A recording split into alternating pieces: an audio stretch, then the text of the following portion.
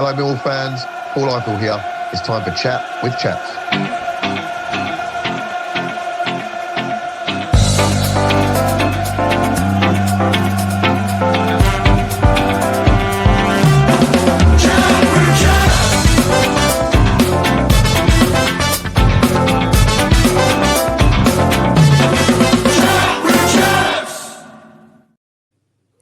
Hello, Millwall fans, and welcome back to another episode of Chat with Chaps. And this one is big. We have a special interview today.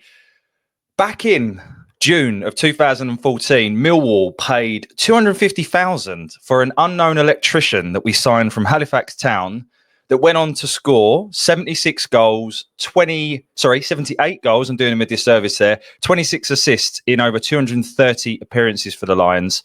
I give you the one and only Mr. Lee Gregory. Lee, welcome to the show, mate. Thank you, mate. How was it? How was everything? Yeah, really good. Well, I mean, from a Millwall perspective, it's nice to have a season where we're not, it doesn't look like we're going to go up, doesn't look like we're going to go down. So there's always that. But yeah, we're all right, mate. More importantly, how are you? The Millwall thing is you always have to fight for something, so... Yeah. Well, we'll certainly talk about you facing both of those in your career here. But how are you, mate? How's the knee going? Yeah, all good. 3 weeks after post-op now, so starting to crank up the gym and stuff, and hopefully we're running soon to get back just before the end of the season, hopefully.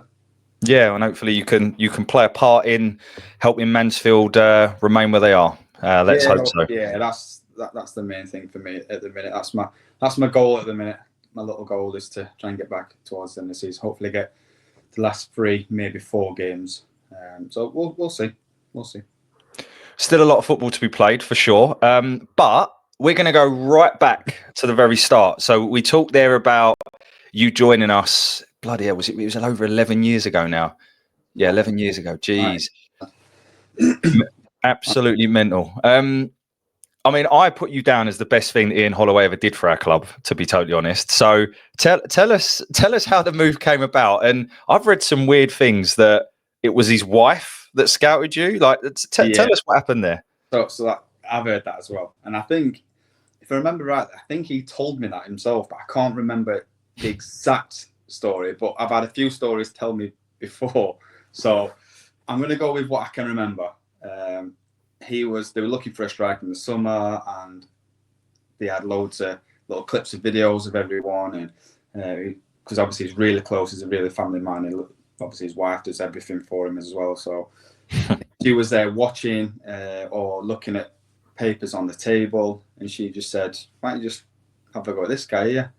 And he obviously, because with his wife, he literally loves his wife to bits. I think he just took a punt on it and thought, "Yeah, go on, I'll have a look." Checked out a few more clips, watched a few more things, and hey ho, here we go. So I think it was thanks to his wife, not Ian Holloway. Well, we won't give him that credit then. And like, yeah. So technically, he didn't do anything then. So, well, we'll talk about him because we've had a few people on, and there hasn't been too many nice things said about him. But before we do, so you hear of interest from Millwall, what's going through your head? Because look, we know what we are, right? And we're very familiar with that. How familiar were you with Millwall? And were there anyone else that was interested at the time? Yeah, so I had a few clubs, but more League One clubs. So there was MK, like Crawleys, Crew, all them sort of teams were coming sniffing. So never a championship team. So to be honest, I had a meeting with MK with the manager was Cole Robson at the time. Yep. But then it was literally my agent rung me up saying, "Millwall want you to go down. They want to sign you. We'll go down next week. We'll meet the manager."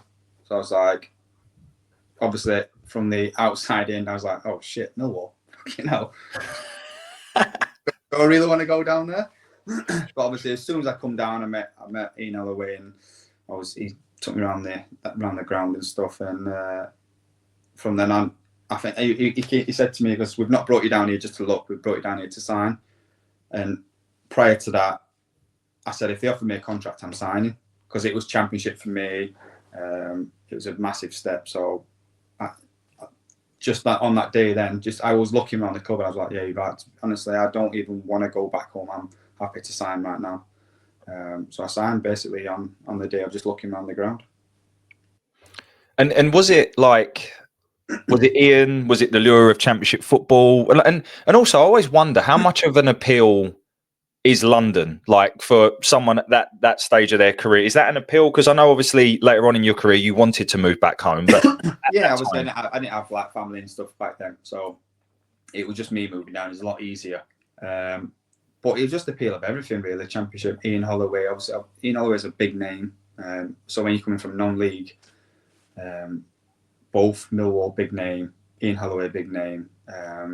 So it was just everything about it. And then I think London was just kind of like I'd been to London a couple of times, but obviously not to the extent of living down there. But that wasn't really a thing for me to go down just to be in London. But when I got there, I was like, this is class.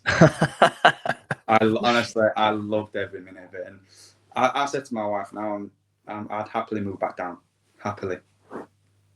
Well, mate, we could do with a striker. So I'm not even. I'd love to play back play, but not even to play, just to live. Like you've just got everything you need. And I lived in a nice place in Beckenham, and then moved over to Bickley.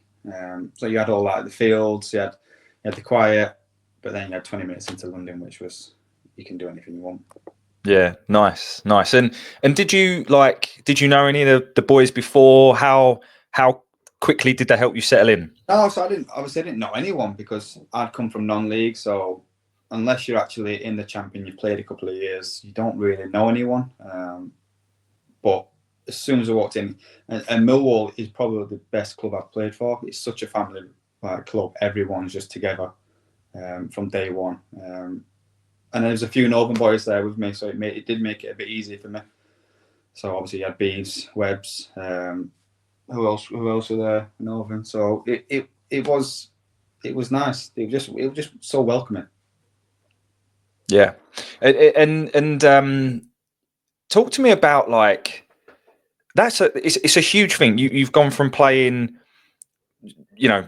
football at what was it, the Conference Premier Conference? Yeah. Conference Premier. You are like, I know we joke, but you're a part-time electrician at the time. Yeah. You've moved to London on your own. You've jumped up 3 like how. Just talk to me about what goes into making that transition successful. I think it's because, well, to be honest, I've always kept myself fit from young age. I've always been one of them players who's fitness, gone to the gym every day off, gym. I've never stopped, and I still do that now. I'm 36, so I don't think that'll ever stop. But to be honest, it wasn't the fitness side that I was worried about. I didn't know technically if I was good enough to be at that level because I've never been there. You get told from like age 16 if you're good enough or not at academy. So when you're 16, 17, 18, you're good enough or you're not. And you get told at 16, so you're not good enough. You can't have that in your head, like, oh, you're not going to make it. Go non-league and go earn some money non-league, and that's how it was for me. And then, so you come down, and you obviously you said you all kept yourself fit, and that was obvious. And yeah, but like in terms of that step up, like even if we just look this season, I don't mean to talk ill of anyone, but I think Macaulay Langstaff has found it really difficult to step up into the Championship. I think he's found it rough, but yeah, you did that very well. I think you scored, was it 9 goals in your first season in the Championship, playing as a lone striker in a team that was struggling. That's no mean feat. So how did you get to the stage where, was it self-belief, confidence? Like what was involved in that? No, I think at the start when I first there, it was tempo of the game, intelligence of the players. That was a difference. The fitness has always been there. It's fine. It was just the speed of it, and obviously look at some of the players are on 50, 60 grand a week, being playing for them. Do you know what I mean? So their intelligence is way above what mine was. But I think it was just, I think I scored most of my goals towards the end of the season when I started to find my feet, and then when Neil Harris actually come in, I think I scored I think he came last 10 games. I scored 5 in 10, I think. So I think it was a bit of confidence from him as well. We're going to talk about Neil, but before we move on to that, obviously it was Ian or Ian's wife, whatever, that signed you. Yeah. What was your relationship like with him? And give me your perspective on why it just didn't work. Because from an outside, well, I say outside, obviously I'm a Millwall fan, but like it was like, oh my God, this is a match made in heaven. Ian Holloway, Millwall, it just works. And it did for a little bit, and then it really started to not work, right? But would love to just get your take on Ian and why it didn't work. Can I swear on here? Yeah, of course you can. Yeah. He's fucking nuts. But you know what? I loved him. I loved him. Really? Yeah. Yeah, he was. For me, he brought me into Millwall for a start, so I'm always going to have fond memories of him, and thankful of him bringing me in at the start. I think he kind of lost, like when we first come in, and I think the first 6 games up until the international break, we was like top 4, top 5 or something when it was in the playoffs. I remember because obviously I'd not been paid that well from non-league, and then we come into Millwall getting paid good money, and then was bonuses was good. It was like top 6, and it was like my money was gone. I was like, this is class. This is easy. This is nice. It's a cushy little number, yeah. This is all right. Yes. And then I think once you get into that bad habits of losing week in, week out, which we did, we just plummeted and we couldn't get a win for love nor money. It was like, I think any manager would kind of lose the way they wanted to play and just trying to clutch at straws and trying to find anything to find a win. And I think that's what happened, unfortunately. Yeah, I mean, it just, I don't know. He made some odd decisions, mate. Like I think he made Sid Nelson captain. Like he was just a kid, and he would throw 5 strikers on. More for we're struggling. How can I get the fans on side a bit to give us a little bit of a boost? And yeah, not saying anything bad about Nels, like, but I think it was just more for like from the outside in. Nelson there, getting captain and give everyone a little bit of a boost and hopefully get us back on his side and drive us and try and get a win, really. So I think that was his method behind his madness. Yeah, madness is definitely the word. And I don't know if it was him who signed them, and you know, some of these are ex-teammates. So I won't ask you to speak too much about them, but from memory, we signed a lot of like aging Championship players that had been in a previous life very, very good at that level. Yeah, we paid them big money, and it just wasn't working. I remember I remember when we signed Richard Chaplow, I was like, wow, this is some signing. Yeah, and it just never really worked out for us. And it was an odd time for the club for sure. Yeah, I think it was. Obviously, I didn't really know these kind of players. Obviously, I'd seen them play before, but I didn't kind of know them on a personal level. But sometimes it felt like some players came in for a little bit of a last-ditch payday. Yeah. Just, someone's going to offer you the money. I'll take another year, or I'll take 6 months here, whatever. And it did feel like that at that time. But yeah, that was just a bit of a bad time. That I think it was probably October, November, or maybe November, December, January. That sort of time was not nice. No, I can imagine. And obviously that resulted in him leaving the club, and then Mr. Neil Harris coming in to the hot seat. How obviously we did go on and get relegated, of course, but how influential was Neil Harris in just turning the fortunes around at the club? Massive. He's been back and forth a couple of times now, and you can just tell the difference of how he gets his players playing for him. And I think he's been there, he's done it, he knows everything about Millwall. So I think he just puts that on you to make sure that you play like you should do and not what the fans want to see. And I think that's just how he gets results. He was class with me, to be fair. Like he's probably the best manager that I played under. Wow. Just for the fact of what he did for me. really, personally. Like with Ian Holloway, I was kind of in and out of the team. I'd play a few games and then I'd be out, and then I'd be in and I'd be out. But then when Chopper came in, he just went, "Listen, you're my number one striker. You're playing every game." And I was on a 10 games, and I know there's 10 games left. I don't know what's going to happen this summer, but you're my number one striker. You're going to play 10 games. Don't care if you miss the target a million times, whatever. You will score. And for a striker, you just think, "All right, yeah, that's fucking class, yeah." I'll have And some then of that. obviously, like in training, he'd always look after the strikers because he's been there, he knows it. He'd always look after us. He'd always be like, "Right, defenders, fuck off up there. We'll do it. We'll do with the important bit down here." So yeah, he was class. And was he the one that put you in a 2? Because I know under Holloway, I think you played up front on your own for some of the games. I can't remember when he first come in the first 10 games in the chat. I'm not sure if we had 2 up top. I can't remember.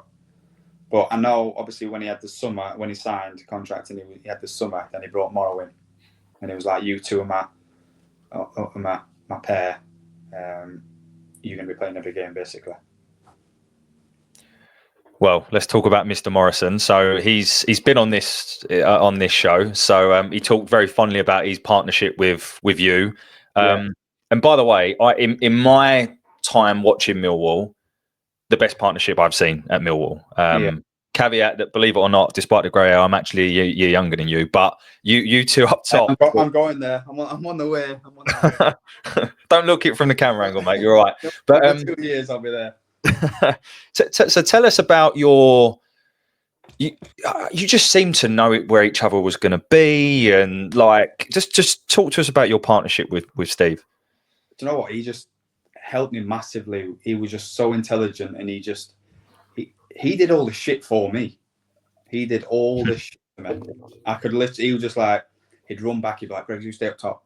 He'd just do everything for me, all the shit. And let's be honest, he put a lot of my finishes on the plate for me. So he was class to play with. His heading ability and knowing where I should be. So he'd head the ball, he'd flip the ball on where I should be. And I think I just got where he was going to be. I think it just worked perfectly, like you said. Literally, it's just one of them. Because it wasn't off the pitch. It's not like we was close or anything, or we were just on the pitch. It just worked every time. And it's funny you say it, because I always thought that you were the runner, right? Like in terms of, because you would run the channels. You do it all. So even if you look at the stats after the game, it'd be like Morrow would run like 11, 12k. I'm like 8k, 8 kilometers. So like I just do the important little bit, but he does all the shit that no one appreciates and no one sees. So we get the stats and we know that he's done all the running, and so it's more credit to him really than me. So thanks, Morrow. Yeah. Well, we'll pass this on to him. The amount of players I've played with after that and said, "You and Morrow were the absolute fucking nightmare to play against." Is like, so there's been a fair few centre halves who said that, saying you and Morrow were the worst pairing to play against. As soon as we know you were playing against you two, we was like, fuck. So it's nice to hear. It's nice to hear, and obviously it means that we whatever we did was working. Would you go as far to say that he was your like the best strike partner you played with over your career? Yeah, he was. Yeah, he's just for his intelligence and how he brings other people into the game.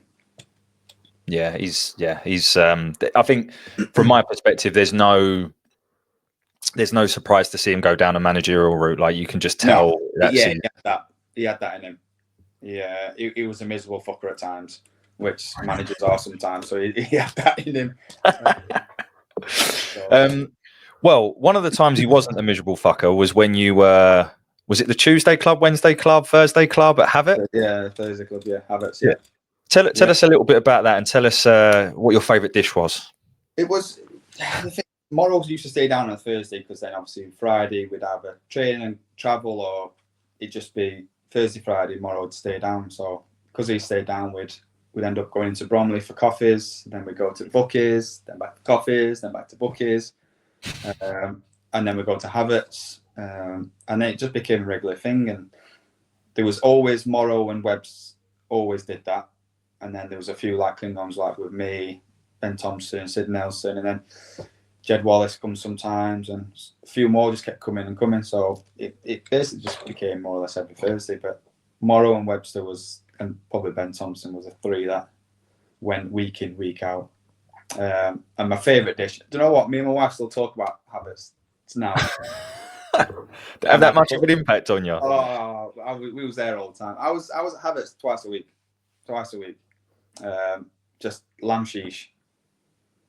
Anything to do with lamb, it was incredible. It's the one. Is it still there? It's still going? I think it is. I mean, I'll be honest, I've never been, and I only live like 20 minutes from it. I'm going to have to take the missus there. Yeah, you have to go. Next Valentine's Day, next birthday treat. That's where Mrs. Chaps is going. Anyway, back to football. So, like Halifax, you sort of. I've read articles where it's like Halifax created you, in terms of making you the player that you were, and then obviously you adapted. When you played at Millwall, like did Neil or did Ian, did they try and mould you or change you, or like how did your game develop as you were at Millwall? No, I think it's just more experienced. I always used to be not rapid, but I had a bit of pace. I was okay. I could run, but the older you get, the slower you get. So I think it was just. Do you know what? Millwall is such a hard-working club that. Doesn't matter if you have a good game or bad game, as long as you put everything into it, you're still going to get the applause from the fans. And I think from them Millwall days, I still think like that now. I think it was just the hard work what Millwall put into me. And you did, like, from a fan's perspective, like, all right, everyone has bad games sometimes, everyone misses chances, but you would never ever shirk like the work and the your work rate. That was clear to see even from a fan's perspective. We honestly, mate, we loved you, and we were gutted when you left to go to Stoke. We'll come on to that. There's a lot more to talk about before then. But so that season, obviously, we get into the playoffs. Yeah. And we ultimately, obviously, not successful. But talk to me a little bit about, that was the game, if I've got my notes right, when we went to Bradford in the playoff semis. Yeah. Yeah. And I believe you scored, you sort of chested it, turn shot, I think, if I recall. It was left foot turn shot. Yeah. That was a good one. And I think you had a bit of banter with Bradford fans, I think, if I remember rightly. Like, I don't know what it is with it, but they hate me there. They absolutely hate me. So getting off the bus to cutting me off this, doing that. I was like, whatever. And I've scored, and obviously I could just see them all stood up in the ground doing all that. And I was just like, just sit up and sit down. Didn't you do like the shush or something like that? Yeah. So they've got some. Obviously, I don't know what it is, but I'm just one of them players that they don't like. Same with Barnsley. Barnsley hate me as well. But no, I remember that because we got into the playoffs because we should have got promoted automatic that year. Yeah, I think we was 2 points off or something, or 3 points, whatever it was. We should have got promoted automatic, and we kind of fucked up. And I think that kind of killed us. But I remember when I had hernias, so I was playing with hernias most like for the last 6 months of the season, and then I knew it was in the playoffs, and then the chopper was like, "Go get your surgery done, get it done, come back for the playoffs." And I remember I came back for the Gillingham game, and I scored. I came on for 10 minutes, scored the pen, and then we came into the playoffs. And I'll be honest, I probably weren't fit enough, but it was a playoffs. I was never gonna miss it. So yeah, that was a good game. Morrow was class that day. I remember that Morrow was class that day because we went 1-0 down. Yeah. And Morrow scored. Morrow scored, didn't it? I scored, Morrow scored, and Joe Martin scored free kick. 3-1. Oh yeah, he scored an absolute belter of a free kick. Yeah. So, where did that come from? God knows, never scored a free kick for the rest of the time. But that just set us up for the next leg, weren't it? We knew then. We knew. So we get to Wembley that year, but unfortunately we weren't to be successful that year. Like how tough was that to take, and how did you use that as, like, I don't know, momentum, positivity, drive for the next season? We was gutted, absolutely gutted, because you spend all that time in the playoffs, or spend all that time in the season playing for points, and then you come to the playoffs. You basically, we felt like you wasted your summer. It was horrible. Going on holiday was not nice, but it did help us for the season after, because when we got to Wembley the season after, we were like, we're not having that feeling again. We're fucking winning this. We're not doing this again. So I was like, first time I ever played at Wembley, and I couldn't wait to get off the pitch after we'd lost. And I was like, get me off this pitch, and I'll just walk down the tour. So I didn't even take anything in. So yeah, it wasn't nice, but that's the experience you get in it, I suppose. It is, and if you look at a lot of the not that this is, but if you look at a lot of the players that were in the side that beat us, they went on to have like bloody good careers. They were a very good side for League One level at that time. Yeah, do you know? Yeah, I remember being before the game, because Webbs went off injured in the warm up, and TC had to come back in. Oh, and the whole thing with the Morrow and the captaincy, yeah. And I just remember being in the tunnel, and all the Barnsley lads were there, and one of my friends, Mark Roberts, he plays for Barnsley, and they was all like fired up. Come on, boys! We was like in the tunnel going, what's happening here? Like, what's going? Like, no one was really talking, because Webby went off injured, and Morrow with the captain's band, so it was a bit like, do you know what I mean? It was a bit. It was down. It was fucking playoff final. We all stood in the line thinking, what's just happened here? What's going on? We was buzzing 20 minutes ago, and now we're like flat. And then we had obviously a terrible start, and it just killed us, didn't it? Just killed us. It did. But obviously, everything happens for a reason, or whatever, as they say. And next year was to be our year, but we made hard work of it, mate. I remember being at Bristol Rovers on that last game of the season. And I remember you like chesting the ball into the net. Yeah. I remember that. I think we were 2-0 up, weren't we? I scored 2. It was 2-0 up. Quite quickly as well, if I remember. Right. It was like playing, done. In the playoffs, let's go. Next minute, fucking 2-2. It was like, what's going off here? Well, we just did it Millwall way, weren't it? Just the Millwall way. I mean, in fairness, when Hutchie scored, like... Yeah. I think, do you know what? I think that probably got us promoted. Obviously, because we got into the playoffs, but I mean, just how we got into it. Got us there. So yeah, that was some good memories. Good memories. It says a lot about that side, though, because a lot of those players were then the backbone of our Championship side. Even some still to this day, right? When you look at like Hutchie and Coops, and you look at the career that obviously Jed went on to have.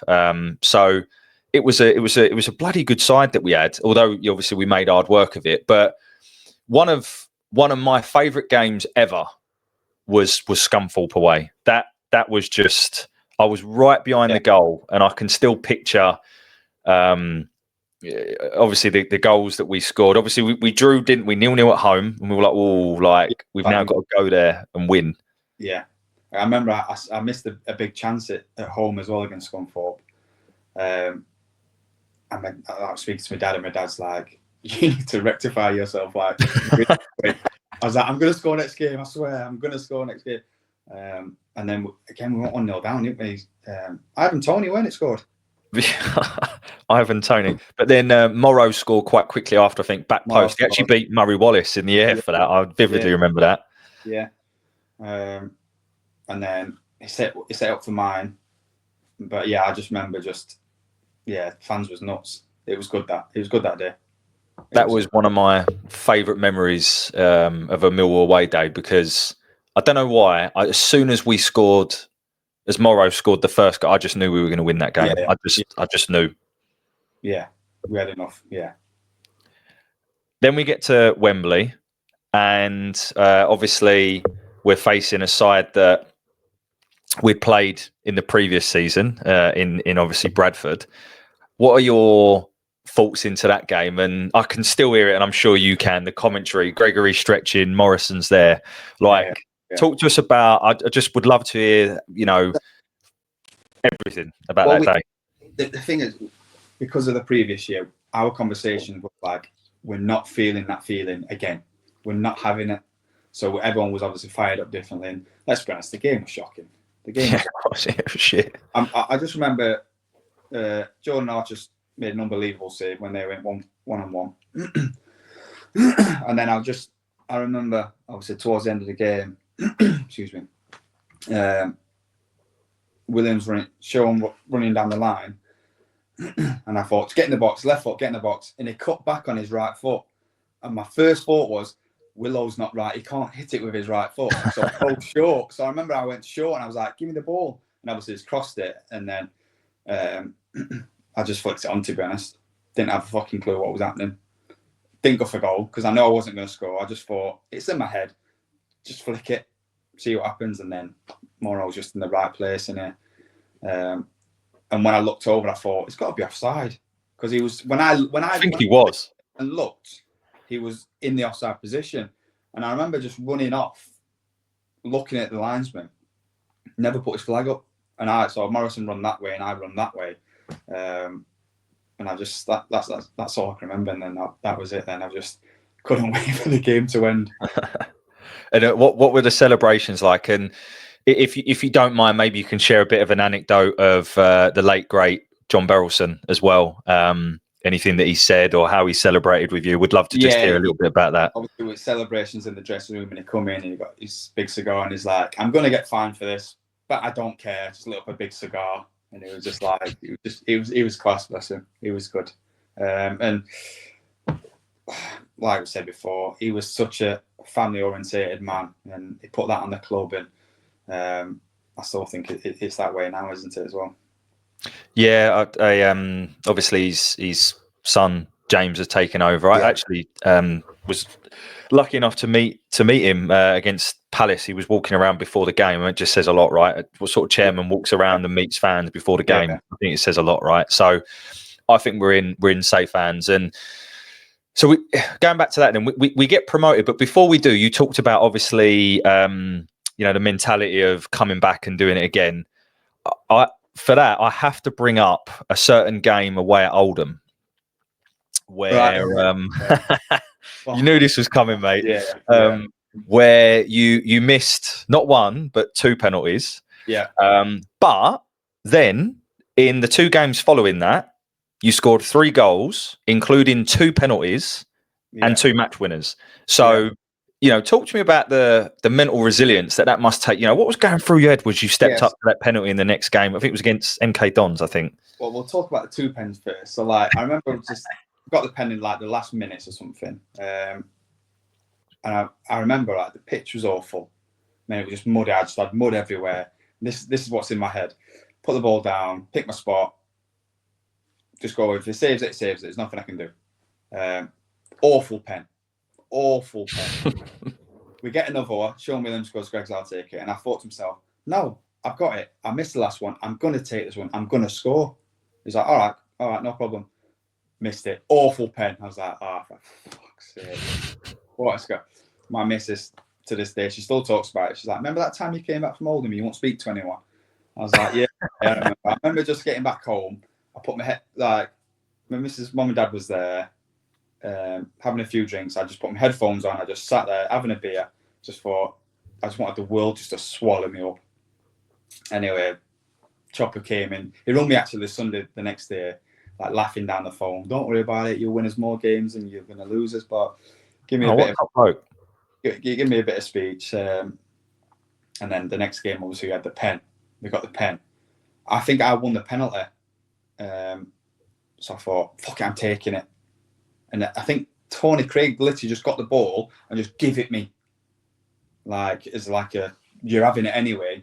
And I remember just stood there and my arsehole was twitching. I just thought, do not fucking miss this one now. Do not miss it. And thankfully it went in. But yeah, Oldham was not a nice day. But thankfully I came out.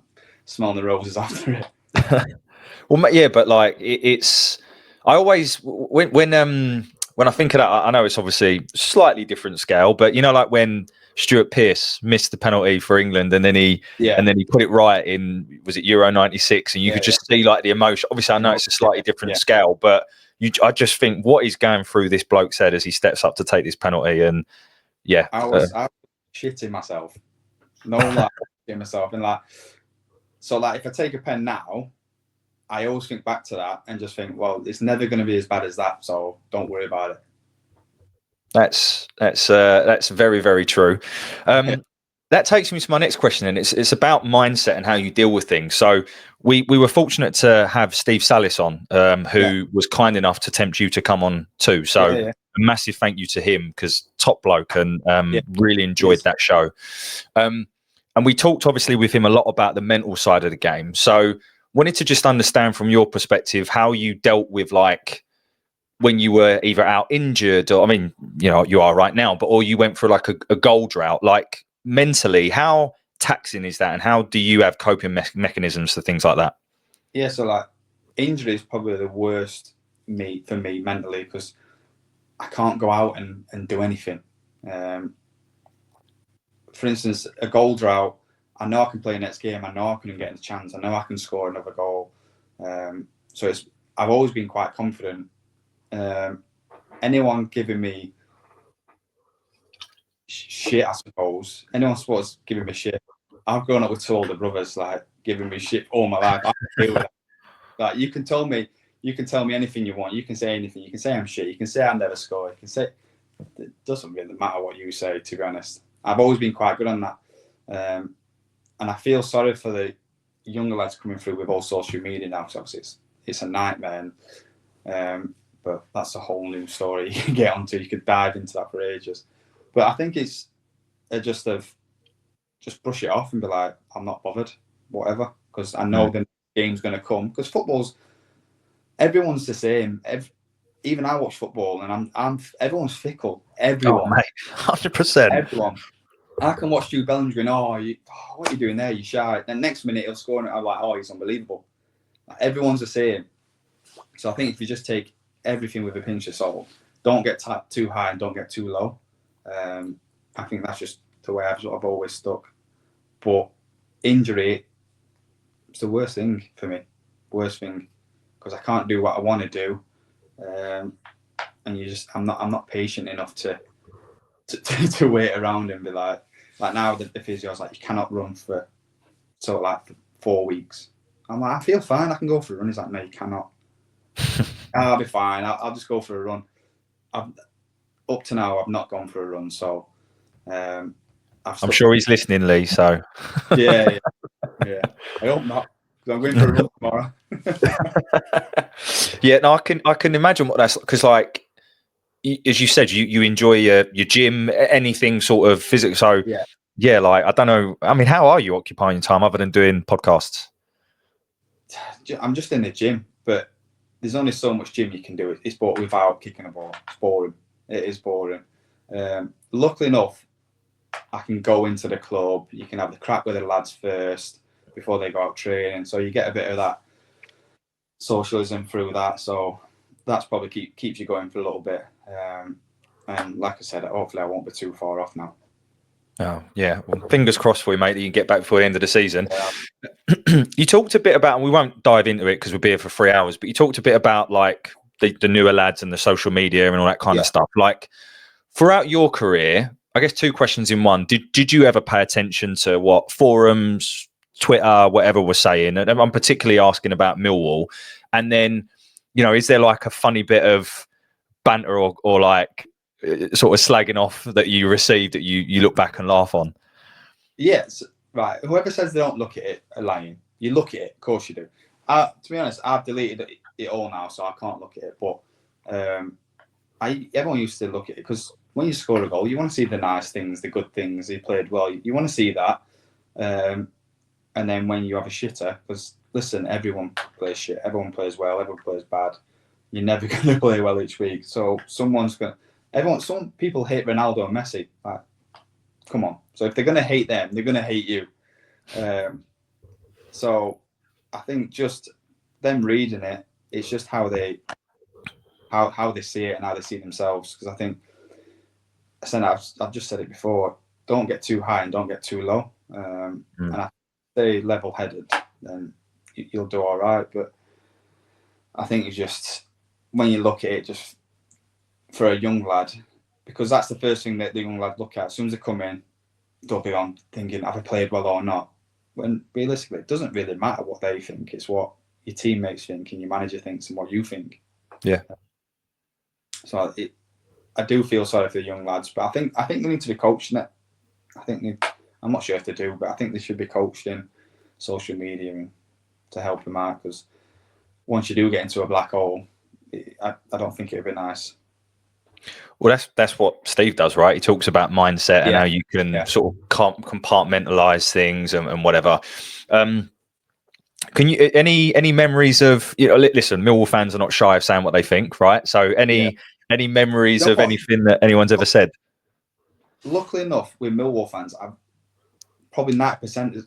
It's always been good for me. Always. I know there's a few players where they've been not very nice, but not Millwall, but a Bolton fan. And I just remember this. I remember we played Bolton, and I think we lost.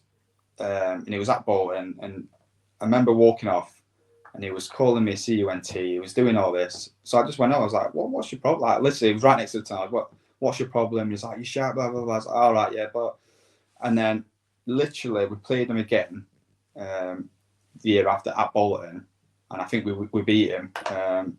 And he was at the tunnel again. He was CUNT, blah blah blah. So I literally walked up to him, what's your problem? He's like, oh, nothing. I just want to like give you a bit of banter. I was like, no worries. And then he posted on Twitter a picture of him just saying like, thanks for coming up and saying hello and stuff like that. And I was like, what? So then from then on, I was just like, so no one actually means anything at all what they're saying. It's just in the emotion part of it. So now after that, I was just like, whatever.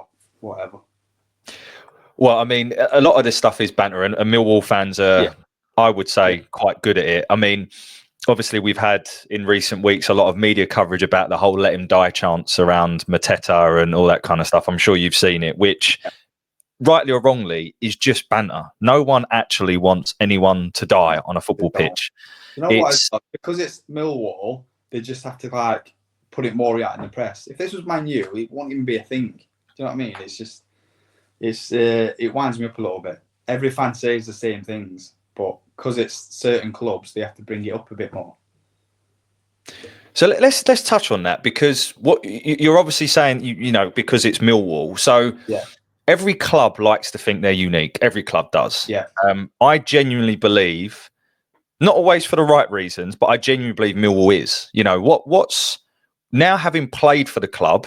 Obviously, you talked before about, oh, God, going down to Millwall, really? But like now having played for the club, do you think it's different, or like just would love to hear your thoughts on that?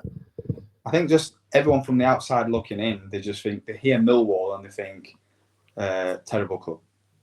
Everyone says it, everyone thinks it. But until I tell them it's the best club I've ever played for. I think it's just probably from the 80s and 90s with all the fans and stuff. Like it's not like football. Football's not like that. And I think just because Millwall's had that bad name for so many years, they just see Millwall as that. I don't think it's going to ever change, to be honest, unfortunately. Well, all the time that the media can play on that, stigma, that legacy of the things you just talked about, is going to be very difficult to shake it. But I just feel like if the media keep doing that, then the fans are going to go, well, if you're going to keep doing it, we might as well just fucking act like it anyway. For banter. You know what I mean? So, they probably want you to do it as well. Yeah. So, well, obviously, another club that, for various different reasons with media and is now a big rival of ours, is a club that unfortunately we lost 2-0 to in the week, which is, of course, Leeds United. Yes. would love to know. I always find, by the way, obviously you being a northern lad, it always seemed that the clubs that hated you were northern clubs. Which, by the way, that was the one. Yeah, to be fair, Leeds hate me. Yeah, I don't know. Don't know, but you were part of a very special game up at Leeds. Would love to just hear your thoughts. Like, you scored again, didn't you? Like slam into the post or something as well. Yeah, Morrow just crossed the ball and I just slid in. Easy goal, obviously. Morrow put it on a plate again for me, and I think I just slid too far and straight into the crossbar. To be fair, I was winded for a little bit, and then. But what a game! What a game! Do you know what? Like Leeds is one of the best grounds to play at for atmosphere. It's quite everything's on top here. It's quite close, and then Millwall and Leeds hate each other. Why is that though? By the way, why do they hate each other? Is it just? I think that my perspective on this, and it's not fact, it's just my opinion. I think obviously there was a period of time where we were playing each other quite a bit, right? You know, between when you were there, right, and we obviously had playoff games and various things like that, and that obviously predates when Neil Harris was a player as well. Yeah, and I think you put all of those matches into a pot. You put into the fact that you've got two clubs that are, you know, let's be honest, similar from a fan perspective, you know, working man's club, very passionate. And I think you put all that into the mix, and I think it just creates for a good rivalry. And I'm all for it, but I think it's good. It makes it better because the atmosphere is better. Yeah. For the players, it's class. So yeah, what a ground to go play at. And then again, another game was we 2-3-1 up, I think. 2-3-1 up. 2-0 up. And they were down to 10 men as well. Yeah. And then their striker scored 2 or 3. Did he score a hat-trick or something? I can't remember, but we had a big unit up top. I remember him scoring. Yeah, and then I remember Jed Wallace just kept running with the ball, and he scored. Because I remember everyone thinking it was my goal, because I just run off because we'd obviously winning the game. Everyone's thinking it was my goal and coming up to me like, "What a goal!" I was like, "I ain't scored. Jed scored. Jed scored." I'm quite close to where Jed hit the ball, so they're probably thinking it came off me. Because when it went in, I didn't even go to Jed. I just run off to the fans. Yeah, so did Morrow. He enjoyed that a lot. Yeah, I know Morrow did. I know. That's one team Morrow wanted to be every time. I can imagine. I think Tom Elliott scored the third goal. Yeah, Tom Elliott scored. Aidan O'Brien, me, Tom Elliott, Jed. Yeah. God, Tom Elliott was a weird one. I felt he had all of the physical attributes to be a very Go on, mate. Sorry. He had all the attributes. He had everything. And it's one of them. A player can go to a club and it just not seems to just work out, even though he's got everything. But then go to another club and it's unbelievable, and it works perfectly. Yeah. Well, I mean, because I remember in the summer we signed him and obviously James Meredith, who was, you know, very good for us at left back. Heard he was quite a good lad as well. But he that sort of brings me on to some of the cup games. You were involved in quite a few good cup games. I think you scored against Everton, if I'm not mistaken. Yeah. And then we had the Leicester game. Funny that one, because go on. We watched. So my lad's, he's 6 now, and he loves football. So he talks about football and he collects cards. And he got Jordan Pickford card the other day, and he was like, "Oh, Jordan Pickford." Blah, blah, blah. I was like, I've scored against him. Don't worry. And he was like, "Oh, you haven't?" I was like, "I have. Don't worry." So I watched the highlights of that game literally about 4 days ago, and he was like, keeps asking me, "Can you see that goal again?" It's not even a good goal, but still, it's nice for him to see. So yeah, it's nice for you to say you've scored against England's number 1, mate. Exactly. Yeah. And we also had the Leicester game where when Sean Cummins scored, the roof came off. I vividly remember that. And do you remember being called Webster in the build up to that goal? No, I didn't. But then I didn't. I need to look this back because I don't. Yeah, if you watch the highlights of that game, when you sort of lay it off to, because I think you play like a 1-2 with Cummins, right? He passes the ball to you. Yeah, I think Fred. No, Fred. Fred plays. Is it Fred? Fred plays the ball, and someone plays the ball. I chest it, and then I just play it through. I think, and they go and score. And Sean score. Something like that happens anyway. Yeah. I'll have to watch it back. But did they say Webster? Yeah. Yeah, I mean, like you look nothing like Byron Webster. Nothing. Absolutely nothing like him. So I don't know what that's about.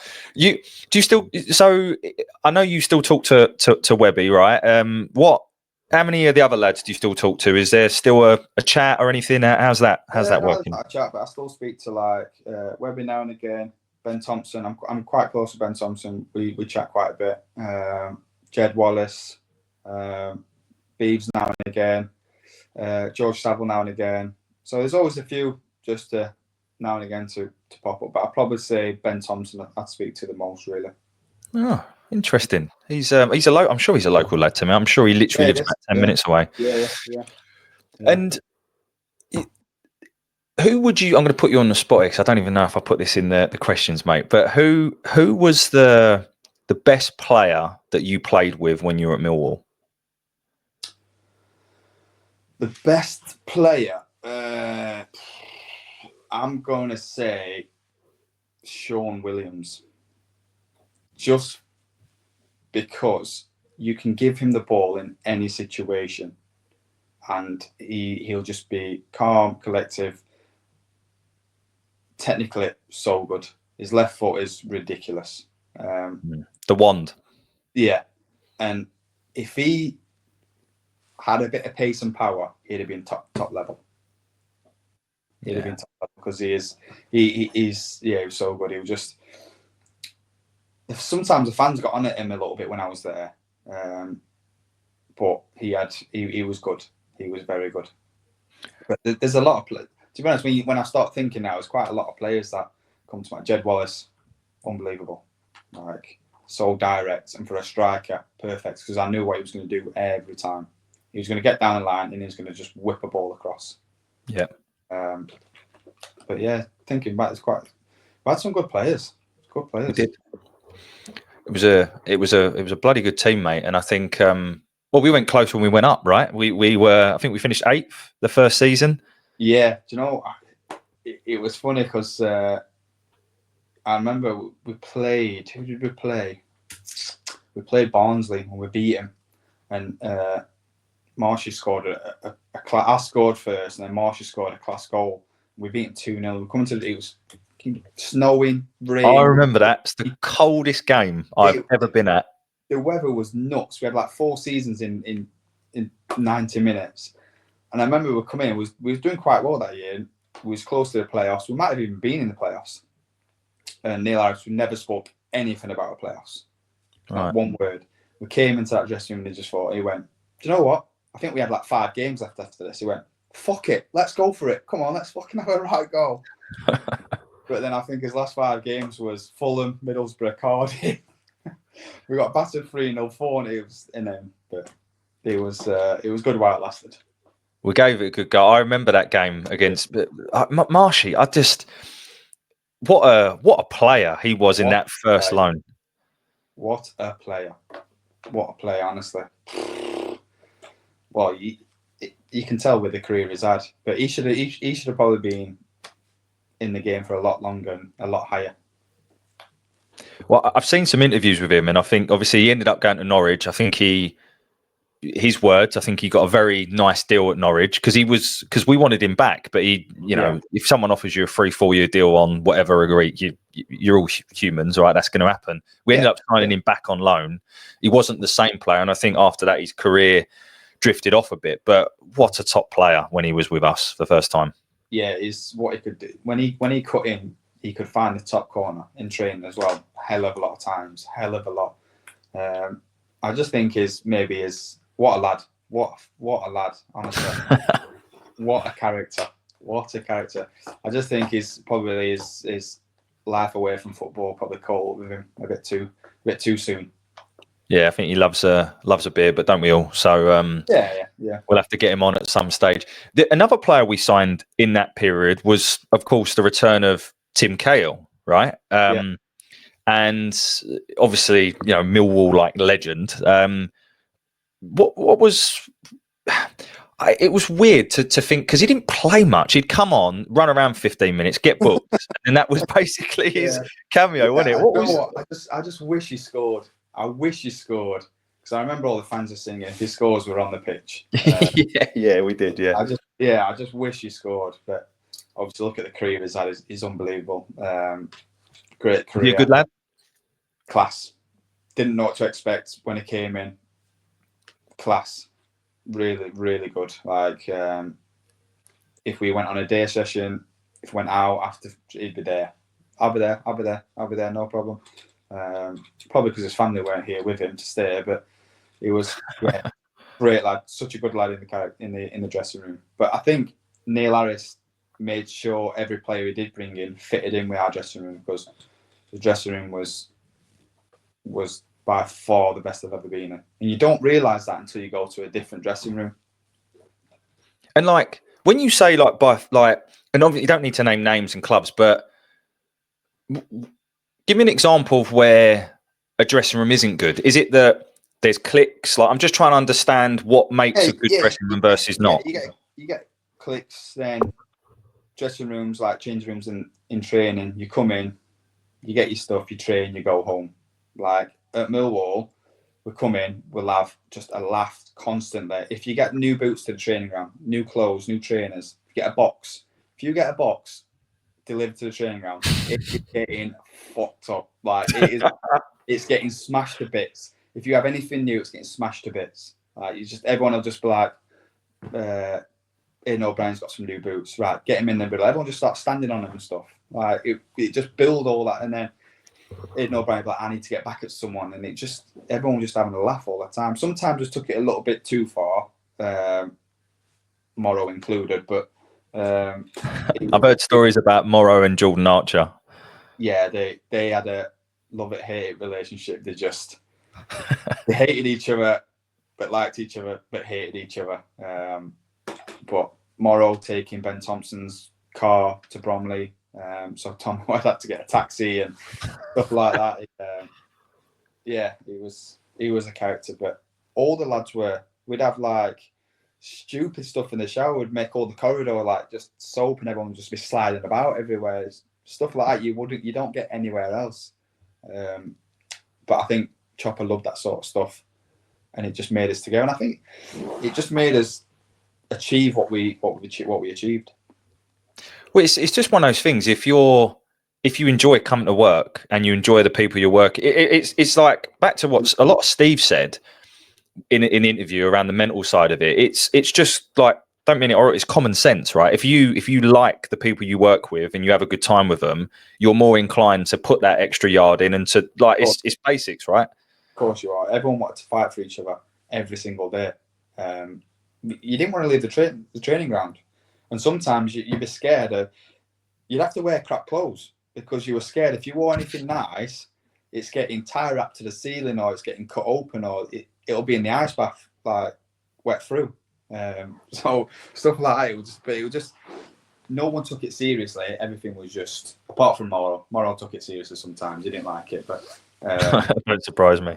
Yeah, but he just loves to get back at people. Again, him and Jordan were just sometimes just at it all the time. I think Morrow had some new Umbro boots, white ones. I don't know if you've heard the story. He had some bright white Umbro boots sent to the training ground, and Jordan Archer put some like spaghetti bolognese all inside it, just ruined it. You can imagine what Morrow did. He wasn't happy.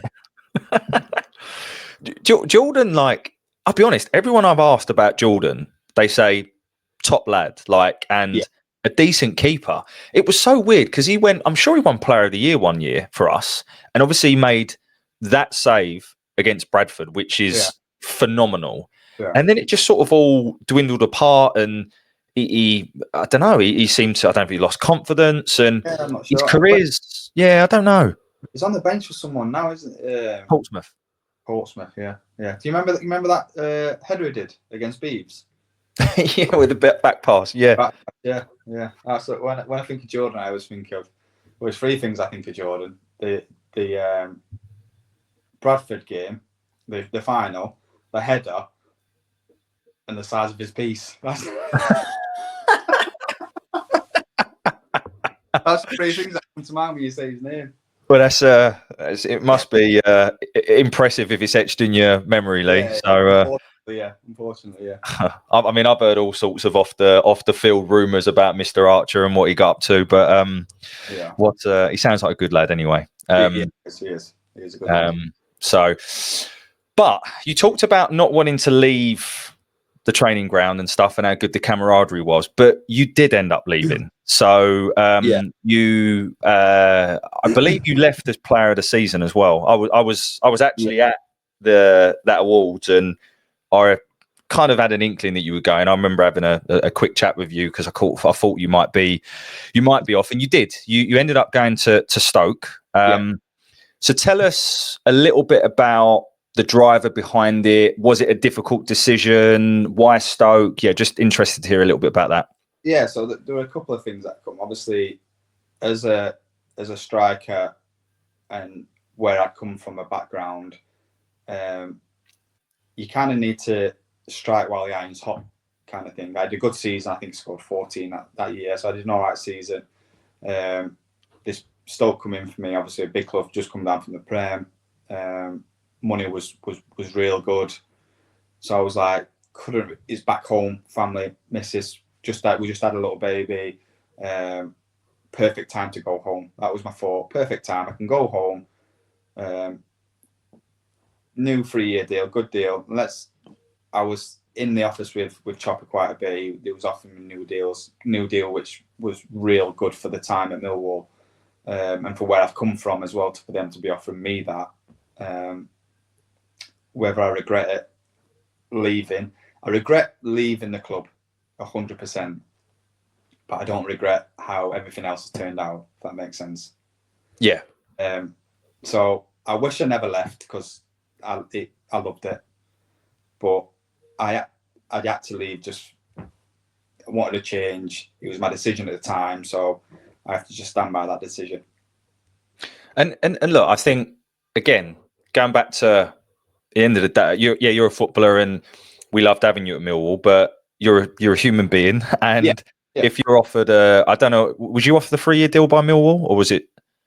I think it was two. And I remember speaking to Chopper about it a few times, and we played Stoke, and I think it was one of the last games of the season. We played Stoke, and he pulled me in the office a few days after, and he was like, "Listen, we know Stoke want you," because I spoke to Nathan Jones, and he's told me the deal that they're going to give you. So if you want me to drive you up, I'll drive you up if you need me to drive. So he kind of made it light-hearted that it wasn't like, you can't leave, we need you here. It was kind of like, you just do for what you need to do for your family. We'd love you to stay, but we understand if you want to go, it's absolutely fine. And I think that's what it were. It was a decision I made at the time. Looking back, I wish I never did, but I did. So you have to live by what you're doing in life. So, Mate, and you know, at the end of the day, obviously Stoke has gone on to become a bit of a basket case, right? The amount of managers that have gone in there. We've had Gary Rowett off them, we've had Alex Neil off them, so we've obviously got a lot of their ex managers, and no one seems to have cracked the code there really. Obviously, Mark Robbins is there now, but without revealing too much, you know, what was it like at Stoke? Why is it such a basket case? It was so weird. Like, the lads there was class. There was nothing like the Millwall dressing room, but the lads was real good.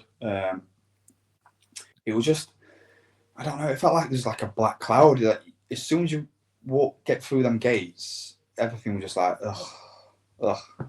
It was just like, it felt like it just needed to clear out. Just everything, just from top to bottom, just clear it out and start again. Because it never really got rid of that. You'd see a new player come in, and for 2 weeks it'd be bouncing around the place and be like buzzing. After 2 weeks, it'd be like, ugh. And it was weird. We even speak about it. Players like, you couldn't put your finger on it. What it was, but it was just no idea. No one really lived in Stoke, so there were none of that social. Don't blame them. Yeah, so everyone lived like Birmingham, Manchester, wherever. Like, so everyone just wanted to get away, to get home. So no one lived in Stoke. So there was never any of that social after training and stuff. And I think that's just a bit of one of them where you don't really, even though they had all the players, they didn't really attract the right players for him to come and live in Stoke and be part of the culture and everything there at Stoke. They just wanted to get away from it as soon as they finished training. And to be honest, after a bit, so did I. When I was at Millwall, obviously I was like 5 minutes away, so I'm constantly in it. So I think that's probably a bit of a problem there. Was there ever? Did we ever try and get you back? Was that ever on the cards, or was it because we knew you wanted to be nearer home? It never. I don't think it ever come back. Chopper rung me up actually last year when he was at Cambridge, and I was contemplating going down there for a season. Right. Glad he didn't, because he fucked off back to Millwall after weeks for the phone call. But yeah, he's. I don't think there was ever a chance of going back to Millwall. So you then went to Sheffield Wednesday, right? Yeah. Which, and I've done my research on this, so keep me honest here. So you, growing up, you were a Sheffield United fan, but you weren't like a hardcore fan that was there every week. It wasn't it's one of them. So I played for Sheffield when I was 8 to 16. So I was in at the club, going to all the games, because I think once you get to like 13, 14, you're ball boying every week. You're doing all that sort of stuff. So I'm at the game. I do support them. Then they released me and I was kind of like, don't fucking like you anymore. Thanks. But then started to get back into football, and I'd go to some of the games.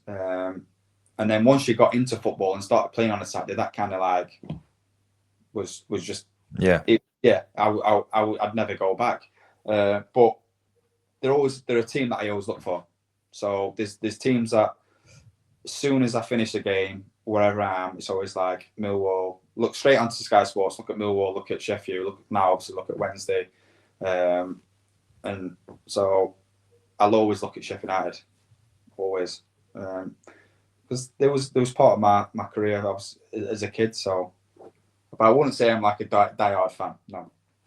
So how was it signing for Sheffield Wednesday? Because I've spoken to a few Sheffield Wednesday fans. I think you've actually done an interview for them, Wednesday Till I Die podcast, and they love you as well. Sheffield Wednesday. You obviously.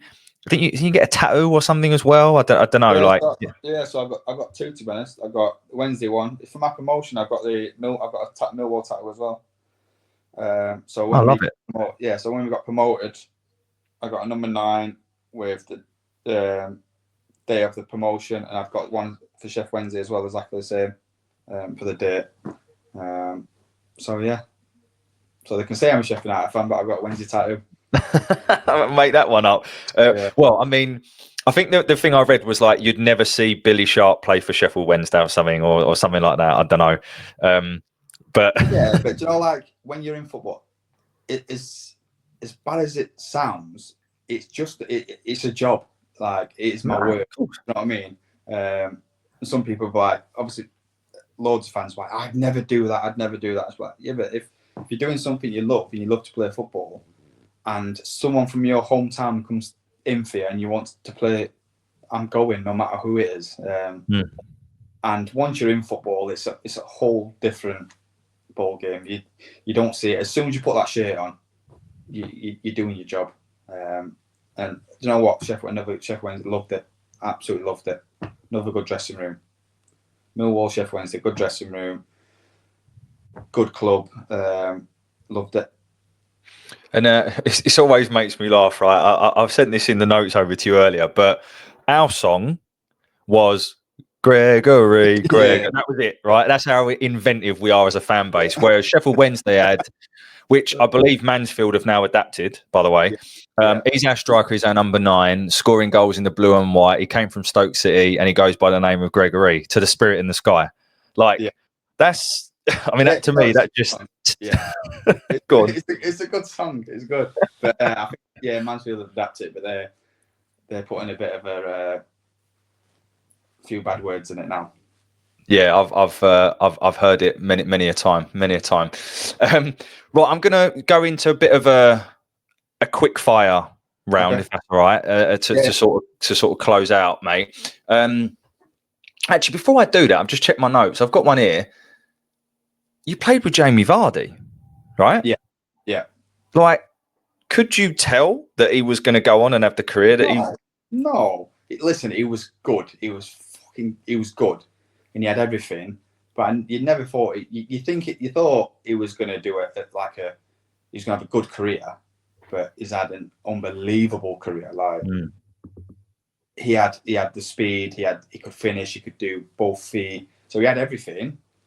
But I never thought he'd achieve what he's achieved, which is fucking unbelievable. So good. Done all right, hasn't he? Yeah, he's done all right. Yeah, might be a pound behind him. Yeah, he's done all right. So that brings me on to my first question then. So who is the best? So I asked you about Millwall. You said Sean Williams. Yeah. Who is the best player you've ever played with? I'm gonna say Joe Allen at Stoke. You could both feet. You could give him the ball. He's about this big. Can't get the ball off him. Can't get anywhere near him. He's the fittest man alive. He was just so good, so calm, so collective. Just his passing range was brilliant. It was just it was an option every single time. If you had the ball, he'd be an option every time. Mm. Every time. He was just it was so good, so good. Yeah, good player to be fair. And tell me maybe then one defender that you played against that you're like, oh fuck me, that was rough, that was tough. Yeah, when we played Tottenham, when Vertonghen, fucking hell. Oh God, yeah, I did mention that game. No, he just listen. The ball went up and he was just in front of me every time. Just read the game so well, and he was quicker than me, stronger than me. He was just far superior. I couldn't, no matter what I did, I was never going to beat him. Never. So he was in. It's a good day out though, wasn't it? Oh, it was class. It was class. It was class. Even though we lost 6-1, like fans singing. Obviously, we never knew it was. I remember just walking into the dressing room and Chopper just started laughing. He was like, "They're good, them, aren't they?" Just got back 6. Yeah, he was like, "They're good, them, aren't they?" I was like, "Yeah." What? Because I just remember being in the crowd there, and I was like, "We've got a chance because Harry Kane's gone off injured." It was so funny. We was like, right, let's play it into 30 minutes. 30 minutes, 0-0. Then we'll see the next 30 minutes. Just try and get 0-0. Hopefully, last 30 minutes, try and nick one somewhere. 30 minutes in, 0-0. Harry Kane goes off injured. We're on the pitch, we're going, fucking, we've got a little bit of chance here. Who throws up? Ericsson. What happens next? Bang, bang, bang. 3 goals. Game done. Yeah. Him and Son were pretty good that day, weren't they? Yeah. It was funny. Ericsson come on. He'd not warmed up. His boots weren't even tied. He was just strolling around the park, and he just run the game. It was a good day out. It was a good day out. Next one then. So who is your best friend in football? I won't say I've got a best friend, but I've still got like lads who I talk to more than anyone. Is probably like Jack Hunt from Sheffield Wednesday, Ben Thompson, speak to him quite a bit. Danny Batt, who's at Blackburn. They're probably the 3 that I speak to the most. Yeah, Danny Batt's. He's always been a player that I would love to have had at Millwall. I think he was at Sunderland before. Was it Wolves? I think he's had a decent career. He'd have been a perfect player for when I was at Millwall. He'd have been a perfect player. Don't know about now, but he would have been a perfect player. He was just so professionalism, aggressive, puts everything on the pitch. He was a good defender. Are there any players that you've either have convinced or tried to convince to sign for Millwall that you're saying there about would have been the perfect player? Because we do have a stigma, and obviously it isn't like that, especially for a northern lad. Anyone that rings a bell?